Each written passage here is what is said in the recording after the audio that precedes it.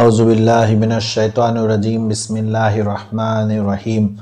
সাল্লাল্লাহু আলা মুহাম্মদ সাল্লাল্লাহু আলাইহি ওয়াসাল্লাম। হযৰত মূসা আলাইহিস সালামৰ জামানা এবাৰ এনেকুৱা হ'ল যে বহুত দিনলৈকে বৰষুণ আল্লাহ ৰাব্বুল ইজ্জতে বন্ধ কৰি দিলে। বৰষুণ হোৱা নাই, বহুত দিন বহুত মাহ পাৰ হৈ গ'ল, বৰষুণ হোৱা নাই। এতিয়া সেই সময়ত মানুহবিলাকৰ জীৱিকা আসল আছিলে খেতি কৰা। এতিয়া যদি বৰষুণ নহয় তেতিয়াহ'লে খেতি কেনে কৰিব? গোটেই পথাৰ শুকাই গৈছে, যিমান মাটি আছে পানীৰ অভাৱত ফাটি গৈছে। এনেকুৱা বেয়া অৱস্থা, বেলেগ কামটো কৰিবলৈ পানী নাই, খানকি খাবলৈও পানী নাই, এনেকুৱা মানুহৰ অৱস্থা হৈ গ'ল। এতিয়া সব যিমান মানুহবিলাক আছিল সব আহি হযরত মূসা আলাইহিস সালামৰ ওচৰত ক'লে যে ইয়া নবী, আপুনি দেখিছে আমাৰ কি অৱস্থা চলি আছে, আপুনি আল্লাহ ৰাব্বুল ইজ্জতৰ লগত কথা পাতক, আল্লাহ ৰাব্বুল ইজ্জতৰ ওচৰত দোৱা কৰক, আল্লাহ কওক যে আমাক পানী দান কৰক, আমাক বৰষুণ দান কৰক, নহ'লেতো আমাৰ যি আছিলে সব শেষ হৈ যাব, না খেতি হৈছে, না জীৱ জন্তুবিলাক বাচি থাকিবলৈ কিবা উপায় আছে, সব মৰি আমাৰ শেষ হৈ যাব। হযৰত মূসা আলাইহিস সালামে ক'লে যে তোমালোকে এটা কাম কৰা, মই দোৱা কৰিম নিশ্চয়, কিন্তু তোমালোকে এটা কাম কৰা, যিমান মানুহ আছা তোমালোকে মোৰ উম্মতিত যিমান মানুহ আছা সব মানুহক উঠাই এখন ফিল্ডত জমা হোৱা, আৰু তাত যেতিয়া জমা হ'বা তেতিয়া মই আল্লাহ ৰাব্বুল ইজ্জতৰ ওচৰত দোৱা কৰিম, তোমালোকে সবেই আমিন বুলি ক'বা। সব মানুহবিলাকে সেই কথাটো মান্তি হ'ল। হযরত মূসাই ক'লে যে কোনো যাতে বাচি নাযায়, কোনো যাতে নাহাকে নাথাকে। যদি কোনোবা এনেকুৱা মানুহ আছে যোনে নিজে ভৰি দি খোজকাঢ়ি আহিব নোৱাৰে, তেওঁলোকক দাঙি হ'লেও লৈ আনে এই মেহফিলত, কিন্তু কোনো এজন উম্মতিও ক'তো বাচি যাব নালাগে, সব আহি পিনি সেই ময়দানত থাকিব লাগিব, আৰু মই দোৱা কৰিম তোমালোকে সবেই আমিন বুলি ক'বা। সেইদিনা যিমান আছিলে সব মানুহ আহি গ'ল। কোনোবা যদি আহিব নোৱাৰে কান্ধত ধৰি কোনোবাই লৈ আনিছে, যদি কান্ধত ধৰিও আহিব নোৱাৰে 4-5জন মানুহে ধৰি দাঙি পিনি লৈ আনিছে, কিন্তু সব মানুহ সেই মেহফিলখনত আহিলে, সেই ময়দানত আহি গ'ল। হযরত মূসা আলাইহিস সালামে যেতিয়া দোৱা কৰে যে ইয়া আল্লাহ, তোমাৰ বান্দা সব চোৱা, তোমাৰ মখলুক পানীৰ কাৰণে ছটফটাই আছে, তুমি সিহঁতক পানী দান কৰা। সেই সময়ত এনেকুৱা আছিল, যদি দোৱা কবুল হয় লগে লগে আচৰ মানুহে দেখা পায়। যদি বৰষুণ লাগে বুলি কোনোবাই দোৱা কৰিলে, বিশেষকৈ আল্লাহ নবীয়ে দোৱা কৰিলে, লগে লগে সেই দোৱা কৰি থাকোঁতে বৰষুণ আল্লাহ ৰাব্বুল ইজ্জতে দান কৰি দিয়ে। গতিকে দোৱা কৰি আছে কিন্তু বৰষুণ হোৱা নাই। তেতিয়া হযৰত মূসা আলাইহিস সালামে আল্লাহ ৰাব্বুল ইজ্জতক সুধিলে যে ইয়া আল্লাহ, কি হৈছে যে দোৱা কবুল হোৱা নাই? আল্লাহ ৰাব্বুল ইজ্জতৰ ফালৰ পৰা এই উত্তৰ আহিলে যে হে মূসা, তোমালোকৰ মাজত এই যিমানখিনি মানুহ বহিছে তাৰ মাজত এনেকুৱা এজন পাপী আছে, এনেকুৱা এজন গুনাহগাৰ আছে যে একো এটা গুনাহ সি বাকী এৰা নাই। এনেকুৱা এটা গুনাহ নাই যিটো সি নকৰাকৈ আছে, সব গুনাহ সি কৰিছে। ইমানেই ডাঙৰ গুনাহগাৰ সি হৈছে, যদি সি সেই ময়দানখনত এই মেহফিলখনত সি যদি বহি থাকে তেতিয়াহ'লে কোনো দিনে মই তোমালোকৰ দোৱা কবুল নকৰোঁ। গতিকে তুমি কোৱা সেই মানুহজন তোমালোকৰ মাজৰ পৰা ওলাই যাওক, যদি সি ওলাই যায় তেতিয়া মই তোমালোকৰ দোৱা কবুল কৰিম। হযৰত মূসা আলাইহিস সালামে সেই মেহফিলৰ ফালে চালে, উম্মতিসকলৰ ফালে চালে, আৰু ডাঙৰ ডাঙৰ মাতত এলান কৰিলে। হযরত মূসা আলাইহিস সালাম আমি জানো যে বহুত জালালী নবী আছিল, বহুত খঙাল নবী আছিল। গতিকে তেওঁ খঙত ঘোষণা কৰিলে চবৰ আগতে যে আমাৰ দোৱা এইটো কাৰণে আল্লাহ ৰাব্বুল ইজ্জতে কবুল কৰা নাই, কাৰণ আমাৰ মাজত এনেকুৱা এজন আছে যোনে ইমানেই গুনাহ কৰিছে যে যাৰ গুনাহৰ সীমা পাৰ হৈ গৈছে, সি একো এটা গুনাহ বাকী এৰা নাই, সব গুনাহ কৰিছে, আৰু তাৰ কাৰণে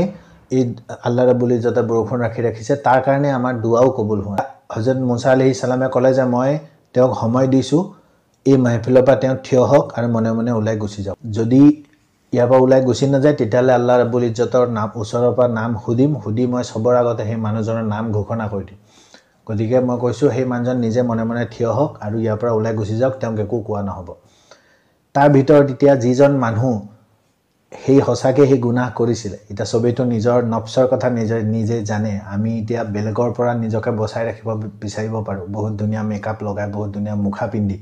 বেলেগৰ পৰা বেলেগক বচাই ৰাখিব পাৰোঁ, কিন্তু নিজৰ নফচেতো নিজে জানে যে মই কিমান পানীৰ মাছ, মোৰ গুনাহ কিমান, মোৰ নেকি কিমান, মই দিনত কি কৰিছোঁ, মই ৰাতি কি কৰিছোঁ, মই মানুহক দেখুৱাই কি কৰিছোঁ আৰু মানুহৰ পৰা লুকুৱাই কি কৰিছোঁ, চবেই জানে। গতিকে সেই মানুহজনেও জানে যে মই কিমান ডাঙৰ গুনাহগাৰ। এই যেতিয়া সেই ঘোষণাটো হযৰত মূসা আলাইহিস সালামে কৰি দিলে, সেই মানুহজনে ডাইৰেক্ট বুজি পাই গ'লে এইটো নিশ্চয় মোৰ কাৰণে হৈছে। কিন্তু এতিয়া কি হ'ব, যদি সি সেই মেহফিলখনৰ পৰা উঠি গুচি যায়, সি তেতিয়াহ'লে সব মানুহে চিনি পাই যাব সেই ডাঙৰ গুনাহগাৰ যাৰ কাৰণে এনেকুৱা আছিলে এইটোৱে মানুহ। এতিয়া সি কি কৰিব, আৰু তাৰপৰা উঠিও যাব নোৱাৰে। আৰু হযৰত মূসা আলাইহিস সালামে বাৰে বাৰে ৱাৰ্ণিং দি আছে যে উঠি যাবই লাগিব, সি এতিয়া কি কৰিব, সি উপায় নাই। গতিকে সি লাহেকৈ নিজৰ মাথাত যিখন কাপোৰ আছে অলপমান টানি ল'লে, টানি পানি দিলে আল্লাহ ৰাব্বুল ইজ্জতৰ ওচৰত কান্দিবলৈ আৰম্ভ কৰিলে আৰু সেই কান্দাও কেনেকুৱা কান্দা হ'ব আপোনালোকে ভাবি চাওক যে এনেকুৱাকৈ কান্দিব লাগিব যে নিজৰ ওচৰত থকা মানুহটো গম পাব নালাগিব যে ই কান্দিছে নহ'লেতো গমেই পাই যাব যোনে কান্দিছে সিয়ে আচলতে গুনাহগাৰ এতিয়া গমো পাব নালাগিব যে ওচৰত যোন বহি আছে সিও গম পাব নালাগিব যে সি কান্দিছে এনেকুৱা দিলে আল্লাহ ৰাব্বুল ইজ্জতৰ ওচৰত কান্দিব ধৰিলে যে ইয়া আল্লাহ ইয়া ৰাব্বুল আলামিন তুমি বহুত দয়াবান তোমাৰ নিচিনা দয়ালু কোনো নাই ইয়া আল্লাহ মই নিশ্চয় গুনাহ কৰিছোঁ মই জানো সেই গুনাহগাৰজন ময়ে হয় কিন্তু আজি যদি মই ইয়াৰ পৰা উঠি যাওঁ আল্লাহ মই সব মানুহে মোক চিনি পাই যাব আজিলৈকে মোক কোনো গম নাপাই যে মই গুনাহগাৰ বুলি এই গুনাহ তোমাৰ আৰু মোৰ মাজত আছিলে মই আজি হসা তওবা কৰিছোঁ যে জীৱনত আৰু কেতিয়াও একো গুনাহ নকৰোঁ আল্লাহ মোক তুমি মাফ কৰি দিয়া সেই মানুহজনে মনে মনে কান্দি আছে ইমানতে হযৰত মুসা আলাইহিস সালামে আকৌ এবাৰ ঘোষণাটো কৰি দিলে যে কোনো মানুহ উঠি যোৱা নাই আকৌ এবাৰ ঘোষণা কৰি দিলে সেই মানুহজন উঠি গুচি যাওক মই তেওঁৰ কাৰণে ৰৈ আছোঁ যেতিয়াই বুলি ক'লে সেই মানুহজনৰ কান্দা আৰু বাঢ়ি গ'ল দিলে কান্দা আৰু বাঢ়ি গ'ল ইয়া আল্লাহ তুমি মাফ কৰি দিয়া যে ইয়া আল্লাহ তুমি যদি মাফ নকৰা কোনে মাফ কৰিব ইয়া আল্লাহ তুমি সব কথাবিলাক লুকুৱাই ৰাখা তুমি ঢাকি ৰাখা তুমি মাফ কৰি দিয়া কিন্তু দুনিয়াৰ মানুহে মাফ নকৰে মই ইয়াৰ পৰা যদি আজি উঠি যাওঁ সব মানুহে গম পাই যাব যে মই গুনাহগাৰ আৰু পিছত সেই দুনিয়াৰ মানুহে মুকটো মাফ নকৰে মোৰ হতি সন্তানলৈকেও মাফ নকৰিব মোৰ হতি সন্তানৰ এই গুনাহৰ সাজা হিহঁতেও ভুগিব লাগিব ইয়া আল্লাহ মোক তুমি মাফ কৰি দিয়া নহলে মোৰ হতি সন্তানবিলাককো হিহঁতে গুনাহগাৰৰ পুতেক জীয়েক বুলি কৈ পেনি থাকিব নোৱাৰা পৃথিৱীত থাকিব নোৱাৰা কৰিব ই মাফ খুজিব ধৰিলে ইমানতে হযৰত মুসা আলাইহিস সালামে আকৌ কৈ দিলে যে তুমি শুনিছানি সেই মানুহজনে শুনিছানি যোন গুনাহগাৰ হয় ইয়াৰ পৰা উঠি যাওক নহলে মই এতিয়া আল্লাহ ৰাব্বুল ইজ্জতক নাম হুদি পেনি মই ই সবৰ আগতে সেই নামটো তেতিয়া সেই মানুহজনৰ কান্দা আৰু বাঢ়ি গ'ল যেতিয়া আল্লাহ ৰাব্বুল ইজ্জত হৈছে নাম শুনি পেনি নাম কৈ দিম বুলি কৈ দিলে আল্লাহ সেই মানুহজনৰ কান্দা আৰু বাঢ়ি গ'ল আল্লাহ ৰাব্বুল ইজ্জত আৰু কান্দিব ধৰিলে দিলে আৰু কান্দিব ধৰিলে ইয়া আল্লাহ মোক তুমি মাফ কৰা হেখতি এটা কথা কৈ দিলে যে ইয়া আল্লাহ মোৰ গুনাহ কি ইমানেই বেছি হৈ গ'ল মই কি ইমানেই ডাঙৰ গুনাহগাৰ হৈ গ'লো কি তোমাৰ ৰহমততকৈ বেছি মোৰ ডাঙৰ গুনাহ হৈ গ'ল ইয়া আল্লাহ মোৰতো বিশ্বাস এইটোহে আছিল আজিলৈকে যে তোমাৰ ৰহমতৰ সমান একো হ'ব নোৱাৰে তোমাৰ ৰহমত ইমান ডাঙৰ যে কোনোবাই বহুত ডাঙৰ গুনাহ কৰিলেও গোটেই সাগৰৰ পানীৰ ওচৰত কেইটামান বালিৰ সমান মানুহৰ গুনাহ হ'ব পাৰে ইয়া আল্লাহ মোৰ গুনাহ কি ইমান ডাঙৰ হৈ গ'ল যে তোমাৰ ৰহমততকৈ ডাঙৰ হৈ গ'ল ইমানখিনি কথা ক'বলৈ আছিলে পুৰা ঝাৰঝাৰ সব ফিলে বৰষুণ হ'ব ধৰিলে যিবিলাক মানুহ আছিলে বহুত মানুহ আছিলে সব ফিলে বৰষুণ হোৱা যেতিয়া দেখিলে সব মানুহ দৌৰি বাহিৰলৈ গুচি গ'ল কিন্তু তাৰ ভিতৰতো কিছুমান এনেকুৱা হযৰত মুসা আলাইহিস সালামৰ খাস উম্মতি আছিলে যোনে মাৰিফতটো বুজি পালে যে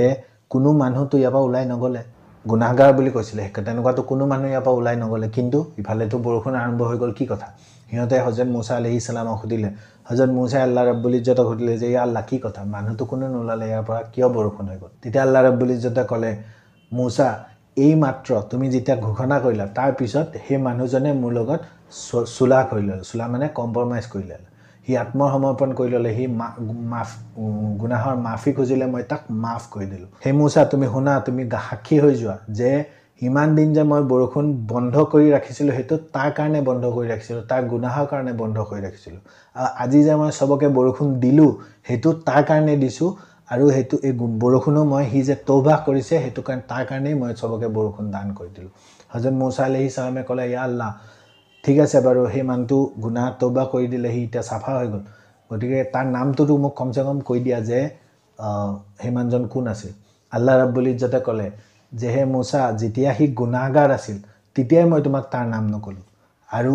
আজিতো সি গুনাহৰ তওবা কৰি ল'লে তওবা কৰি সি এতিয়া গুনাহগাৰ হৈয়ে থকা নাই সেইটো নেককাৰ হৈ গ'ল এতিয়া মই তাৰ নামটো কৈ পিনি মানুহৰ আগত তাক কিয় বেইজ্জতি কৰি দিম মই সেইটো তাৰ আৰু মোৰ মাজৰ ৰাজ মই বেলেগক কাকো নকওঁ